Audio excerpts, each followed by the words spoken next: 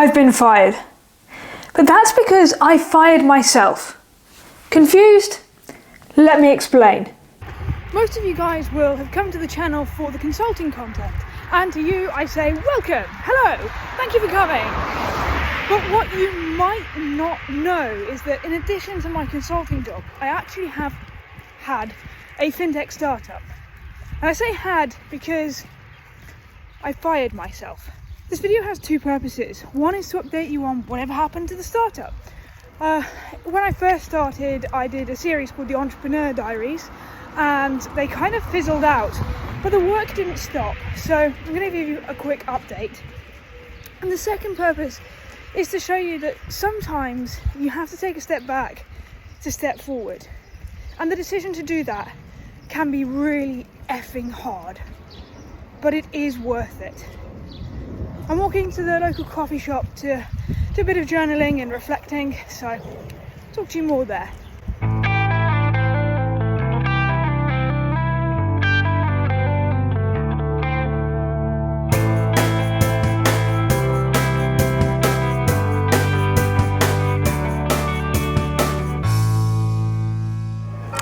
So let me first give you a business update, and sorry about the bells in the background, it's Sunday.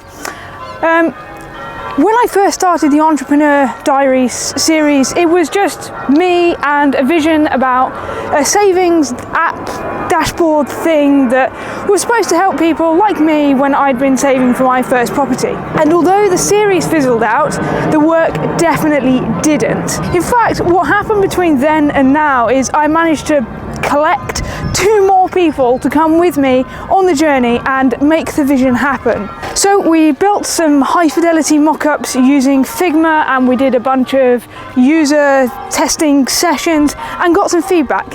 And that feedback showed us that there were 2 out of the 3 features that were a bit meh, but one that resonated in particular. So what we did was we doubled down and decided to focus just on that. But then we discovered that technically that one feature, to build as broad as we'd wanted to, was very complex.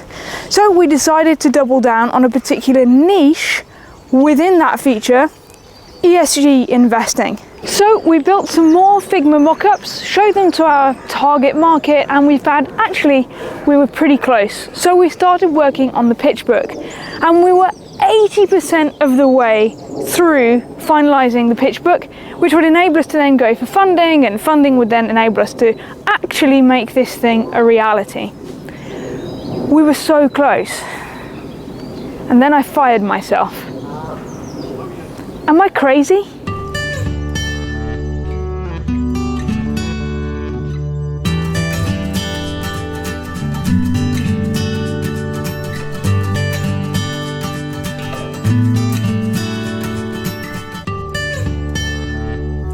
Okay, I tried to film this in the cafe, but there were screaming babies, and that's not the audio we're going for, so filming this back home instead. So I left you with the question, am I crazy? And the answer is kind of yes. Let me firstly give you some context on all the things going on in my life right now. Firstly, I'm buying a home with my partner, and we're moving out of London, which is the place I have lived for the last 28 years. Now, whilst I'm not thinking actively about this that much, I think this is probably working away at my subconscious.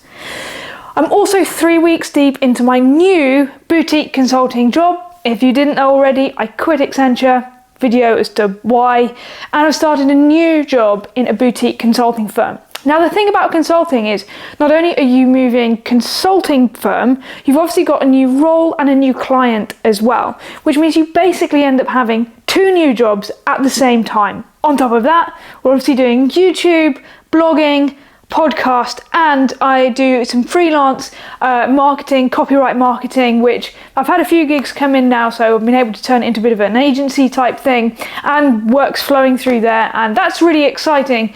But there's a lot on the plate, which means this isn't a story of laziness. This is a story about prioritization. In an effort to look like I wasn't dropping any of the balls, I started to shift my focus from quality to velocity. Let me give you an example. We're working on the pitch book and we were working on the TAM, SAM and SOM. If you don't know what these are, it's about market size. It doesn't really matter, look it up. But my focus was not on how can I get the most accurate numbers and the most credible numbers to potential investors. I was focusing on how can we get something in there that looks vaguely credible, just so we can get it done and move on, because look at all this other crap that needs doing. And when you focus primarily on velocity, it doesn't take long for quality to be sacrificed. And it wasn't just there, right? Go and look at my last video on 3 essential consulting skills. That video had loads of potential to be really interesting and really good, but I focused on just getting it done. And so it's not one of my best, and I'm not really that proud of it. See what you think. But the thing is, when it's just videos, it's just me. So if that video tanks, okay, but I'm the only one that disbenefits from it. But when there are other people in the company with you, it's not just you that sacrificing quality affects. And that's when I realized that if I can't give the time, effort, and quality that's expected of a startup founder, then I need to ask myself some questions. On top of that, I was really feeling the stress, mentally and physically, because I couldn't just tell myself, oh, get through the pitch book and then it'll get easier, because it wouldn't. Once you've done the pitch book, you've got to go out there, find angel investors and VCs, meet them, secure the funding, and then once you've got the funding, you've really got to make stuff happen. And the thought of doing any of this felt really overwhelming and made me feel really anxious. Then I had the joy of feeling this physically as well. So I was starting to get mouth ulcers, styes. If you don't know what those bad boys are, look them up, they are too sexy. And then I started to get gastritis. And at that point, I thought something has to change.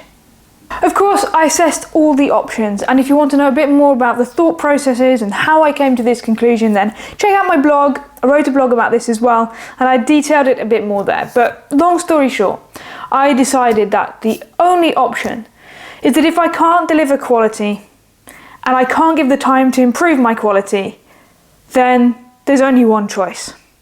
It is, with regret, you're fired.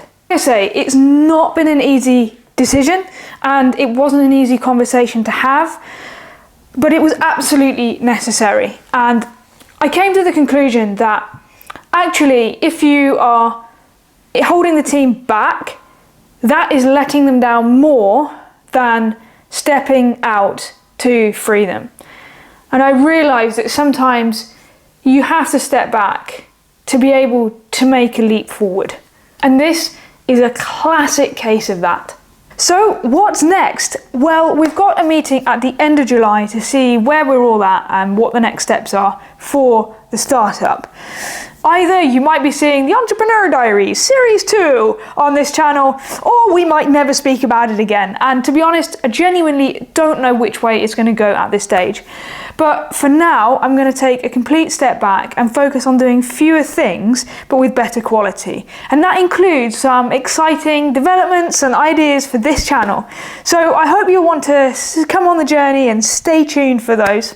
And I just want to round up this video by saying a big thank you to everyone who's been so gracious about the decision and what this means, and for being so understanding. I truly, truly appreciate it. So thank you. I know this video hasn't strictly been about consulting content, but I hope you found it interesting anyway. If you have, feel free to give it a like, subscribe for more content like this, and we'll see you in the next one.